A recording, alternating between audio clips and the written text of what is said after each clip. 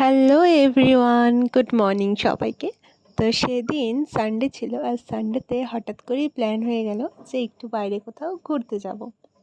জায়গাটা দেখে তোমরা নিশ্চয়ই বুঝতেই পারছো যে কোথায় এটা। হ্যাঁ, এটা আমাদের সকলের প্রিয় গাজলডোবা।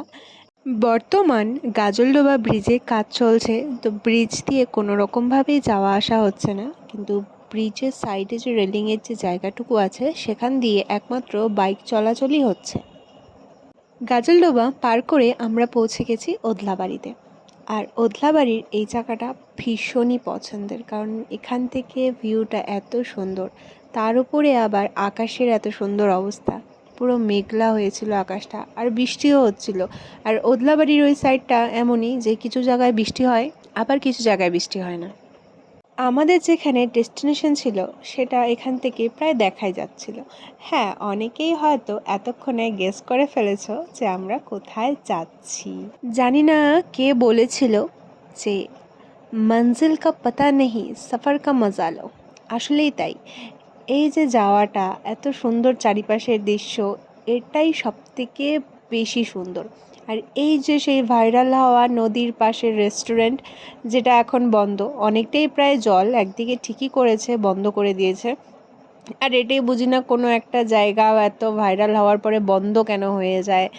আমি মানছি আমাদের সেফটির জন্যই সব কিছু করা হয়, তো সেফটি বজায় রেখে একটু তো খুলে রাখা দরকার, তাই না? সব জায়গায় যদি ভাইরাল হয়ে যাওয়ার পরে বন্ধ হয়ে যায়, তাহলে তো আর কোথাও কেউ যেতেই পারবে না। ফাইনালি আমরা পৌঁছে গেছি আমাদের ডেস্টিনেশনে, বাগরাকোটের লুপ ব্রিজ। সেই কবে ওপেন হয়েছে, আর আমি আজকে যাচ্ছি। কারণ সবার জীবনেই একটা আলাদা আলাদা টাইম থাকে, তো আমার হয়তো এখন টাইম হয়েছে, তাই আমি এখন গেছি। সত্যি এত সুন্দর ভিউ, মানে মন শান্তি হয়ে যাওয়ার মতন ভিউ। ক্যামেরাতে হয়তো অতটাও সুন্দর লাগবে না যতটা নিজের চোখে লাগছিল। তোমরা যারা যাওনি অবশ্যই বলবো সেখানে গিয়ে ঘুরে আসো, কারণ কে না পছন্দ করে পাহাড়, সবাই পছন্দ করে। তার উপরে যদি এত সুন্দর ভিউ হয়, তাহলে তো কোনো কথাই নেই। পাহাড় হচ্ছে মনের রোগ সারানোর ওষুধ, আমার কাছে তো তাই। পাহাড় হলো মেডিসিন। এখন আর এই ব্রিজে দাঁড়িয়ে ফটো তুলতে দেয় না, এমনকি দাঁড়াতেও দেয় না, কারণ অনেক সাইডে কিছুটা অংশ ভেঙে গেছে, কিছু কিছু জায়গায় ধসও পড়েছে।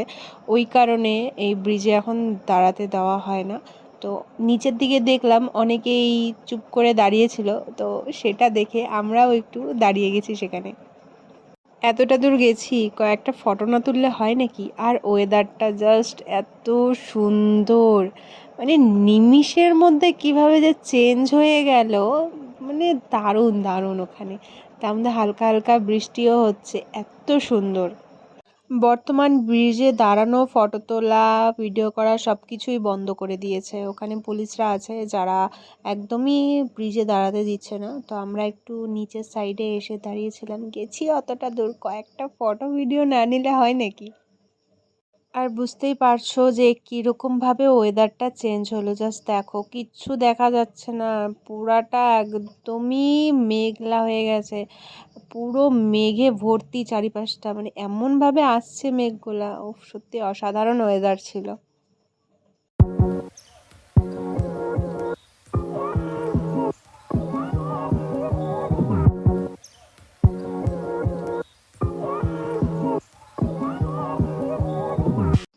মেঘ, বৃষ্টি, কুয়াশা, কি বলবো, যাই হোক সব কিছুই উপভোগ করতে করতে আমরা নিচের দিকে আসলাম। তো নিচের দিকে আসার পরেই দেখি প্রচণ্ড পরিমাণে মুষলধারা বৃষ্টি শুরু হয়ে গেছে। এতটাই বৃষ্টি ছিল মুষলধারা যে আমরা আসতেই পারছিলাম না। কিছুটা ওয়েট করার পরে বৃষ্টিটা কমে গেল, তারপরে আমরা সেখান থেকে বেরিয়ে পড়লাম।